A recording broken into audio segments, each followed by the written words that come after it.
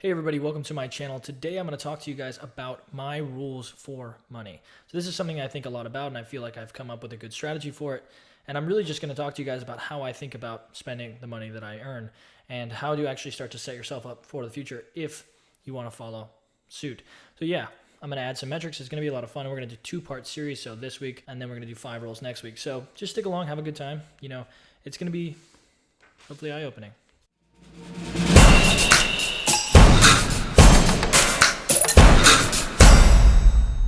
So let's start with rule number one. Rule number one is to live below your means. And the metric for this rule, I'm going to provide like a number, a metric for each one so that everyone has kind of a rule of thumb, because I feel like that's just always something people want. Well, how much should I live below my means? Well, I'm going to tell you. So live below your means is number one, and you're going to want to live on 50% or less of your income. So basically don't spend more than half you make. If you make $5,000 a month, don't spend more than $2,500. And there's several reasons for this. Number one reason would be you have no idea what can happen in your life. You can get in a car crash, you can have your AC go out, you can lose your job, etc. You need to have a buffer, because if something happens where you're going to actually have to pay more expenses in a month, if you're right up against your expenses, you're going to spend over and you're going to be in debt, or you're going to be really stressed out and not enjoy the things that you even spent your money on. So you don't want to be trying to overextend yourself and buy things that you can't necessarily afford, especially. And I think that's why the rule of thumb is so important. If you're not spending more than 50% of your income, then you know not to make this mistake. It just takes the guesswork out of it. You're not like, well, can I afford it? You just go, am I spending more than 50% of my income total every month? Well, if I am, then I probably need to not buy that car. Maybe I can't afford it. Maybe I should wait. Maybe I should be patient, because it is cool to have a BMW, but it's not cool to get it repoed. So you want to have a little bit of a balance there, a little bit of a buffer.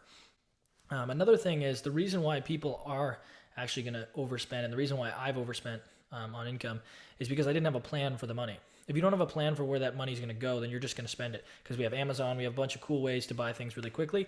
And it feels really cool to buy nice stuff or things that you've wanted. It's just hard not to, right? Like we want stuff, we end up buying it. So if you don't have a plan already put in place, you're going to spend extra money, or at least I am. That's how I am. I have very little impulse control, so I try to set up a bunch of rules around me so that I don't actually give in to those impulses. Like, of course, I want to go on Amazon and just buy whatever it is that I'm looking at for the day. But the thing is, if you have a plan for your money, then you're not going to be impulsive. So what I do is I have separate savings accounts outside of my checking. So if I have a bank account with Chase where most of the income comes into, well, then I'm going to have a savings account with the bank that's outside of that. So I use Ally Online. It's an online bank account. So I really almost never go in there. I just set up auto transfers from my checking to my savings every month.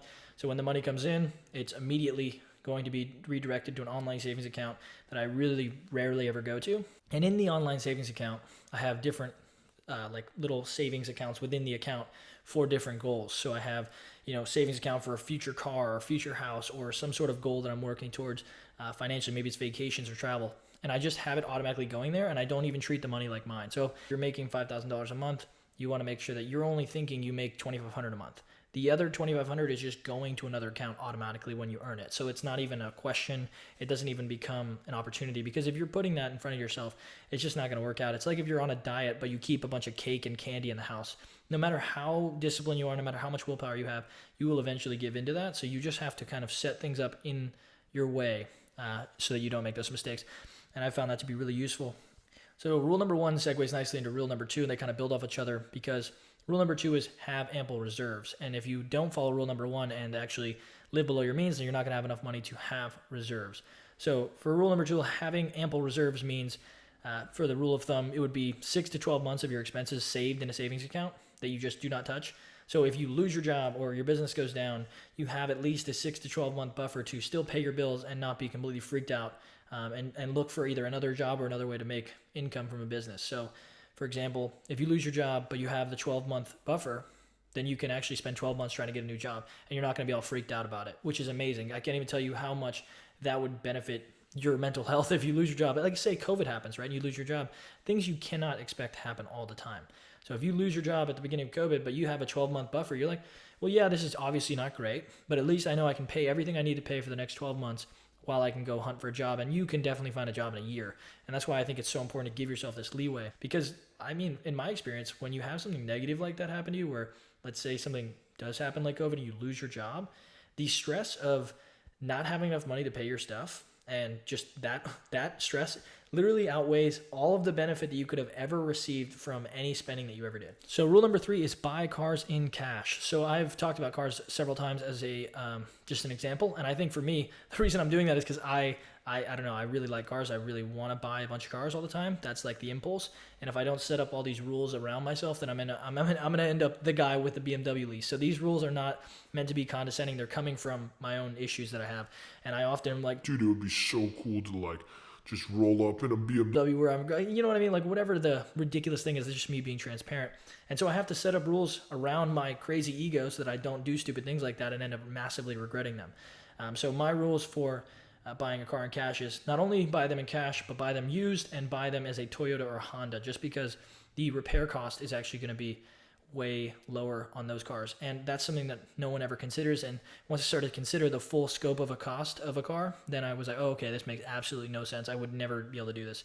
So basically, like, if you have a BMW lease, you may have a monthly payment of, let's say, $500 if you get lucky, or they put you on some 90-month loan, which is just, you know, you'd be getting killed in interest. But either way, not even taking interest into account, you'll have yearly repair costs are going to be ridiculous on a foreign car rather than just a Toyota or a Honda. Like, just super simple. Everyone has the parts. They're super cheap.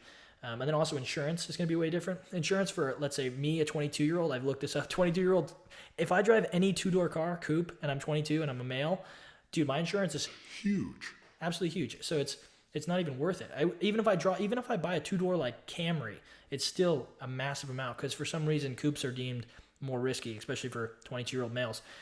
But yeah, dude, the insurance cost just makes no sense. It's outlandish. And it will be outlandish for almost any age group to drive a very fast two-door car.